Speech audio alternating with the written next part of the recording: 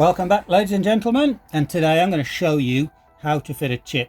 So if you've ordered a chip from me, or who knows, maybe you got one from someone else, and I'm not one to judge, but you'll want to know how to fit the thing. I'm going to show you now what you need to do to get into them. This particular ECU, nice and clean. This one is from a Range Rover. Most of the other M51s are going to be pretty similar. Sometimes you got different things. This one's got lugs on the case because it sits in sideways. E34 I think has those same lugs. E36 doesn't, but the overall opening up is going to be pretty much the same. So let's get this thing open and I'll show you what you need to do. Just a few basic tools you're going to need. A screwdriver to bend back the tabs that run around the outer case, and 2 Torx bits, one for these 4 screws and also a smaller one for the 4 that we have around this connector.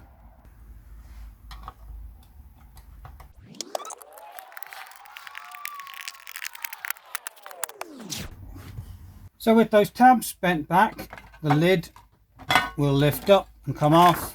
There's a plastic insulator to keep with it, and this is one of the stages now where you can actually look down in the board and see if your chips are in sockets or if they're soldered in. So you can't tell what you're going to find until you open these things up. There's no way of checking from the part numbers. You could find similar part numbers and they're socketed, some of them they're soldered in. This one here is going to be soldered in because I can just see it looking down the edge, and I'll just give you a view now of that. So in this particular version, our chips are here and here, and they're sitting on this top board facing down. And if I look down that edge, I can't really see anything standing up. So that means these ones are going to be soldered in.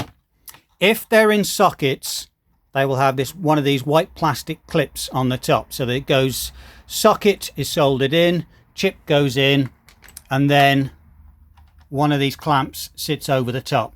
So when they're socketed, you can see these white clamps hiding in about halfway down there.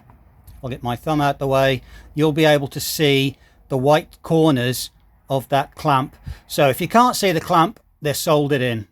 So obviously we'll need to get this out of the case. So we have these 4 screws.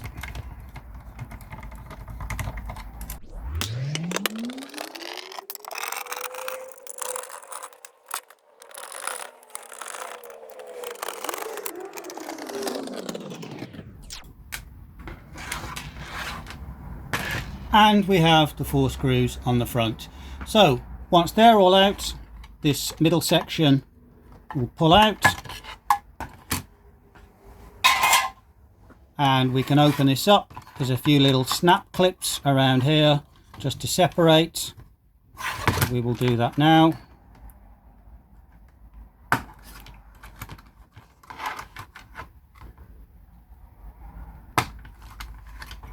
And then the 2 halves will open up, and there we go. So there are 2 chips, and this is the one that we're going to be changing.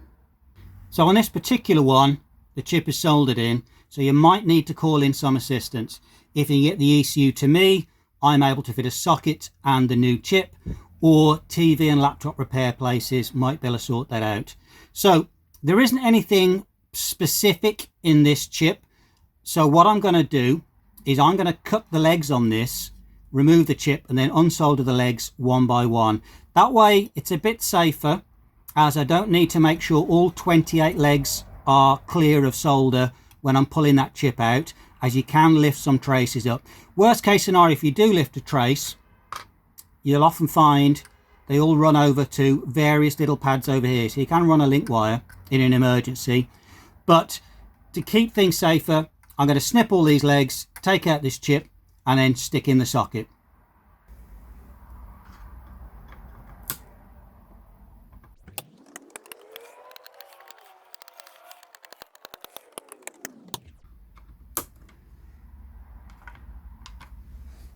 So now we need to do is get out our remaining legs.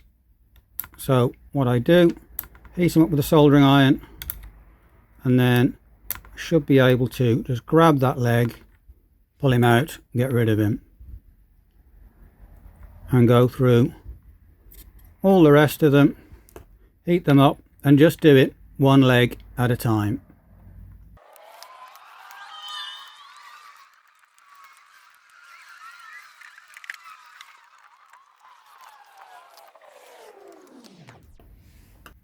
So those 27 will come out nice and easy. This last one usually tends to be a bit of pain in the arse because of this large ground trace, and that will wick away a lot of heat. So what I'll often do with one of these things is use a hot air gun to heat it up, or a bit of low temperature melting solder. So that little grey blob there is our low temperature solder. That's like a bismuth alloy. So I'm going to add some heat into this trace, melt some of that solder in,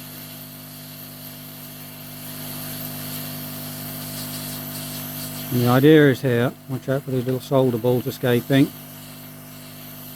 is to just warm up the board a bit so we're not going to be wicking the heat away as much.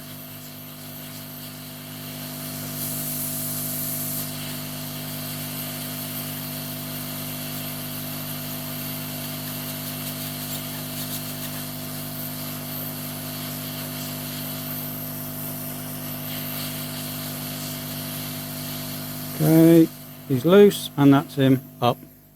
So with all our legs out, now we've got to do is clear out these holes. So what I'm going to do, there's a couple of different ways. We can do it with a solder wick or a solder sucker.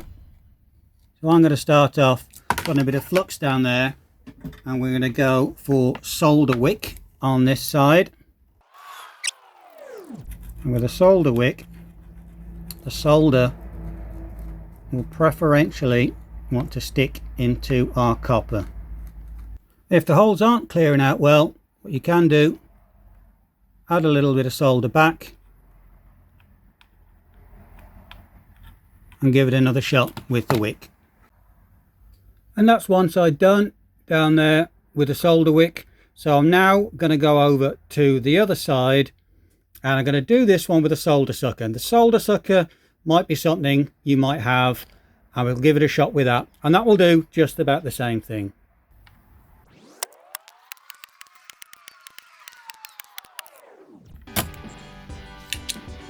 After you get all the holes clear, give it a clean up with some alcohol then, because you won't be able to get in underneath, and then we're going to drop our socket in.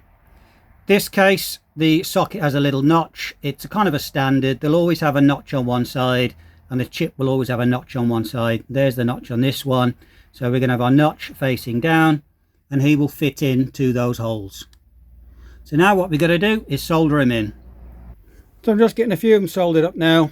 I am moving it around, so I just do one in a couple of spots to tack him in, and now I'm just going to go and solder the rest of them all in, and I'll have a check up afterwards once we got it all cleaned.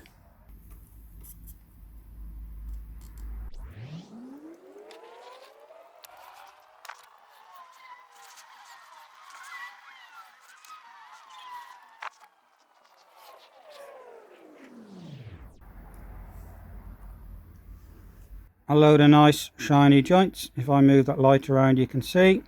So now flip him over to the other side and back on track. So socket in, and we're ready to go. So here's our new chip. It'll probably come with a sticker on the top with a software number, so you know which one we're going into. In this case, you already know it's going to be this guy. There's the notch I mentioned. There'll always be a notch on one side. That lines up with a notch in the socket. So we get him to line up over the top of all the legs. Make sure everything's lined up, and then push him down firmly.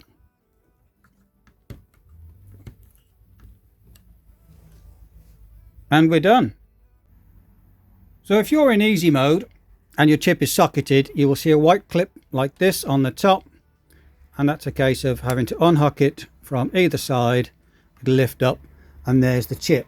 And then to get the chip out, you would just get a flat bladed screwdriver, and you'll get in here little bit of a pry up on this side, then go around the back, little bit of pry up on that side, and eventually that chip, the plan is to walk it up square. You don't want to lift it all the way on this side and bend all the legs at the back. You want to come up nice and square, and he'll come out, and then also you've got a spare chip.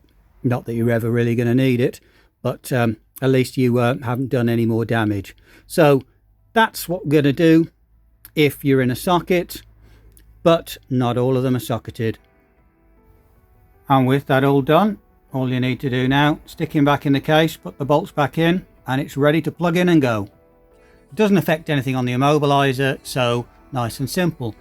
So all in all, tier 1 if you're in sockets, tier 3 if you're soldered, so you might need a bit of assistance on that, but all in all it's a fairly simple job, and it's not exactly rocket science, as that's that guy. Thanks for watching, like and subscribe, and I'll see you on the next one.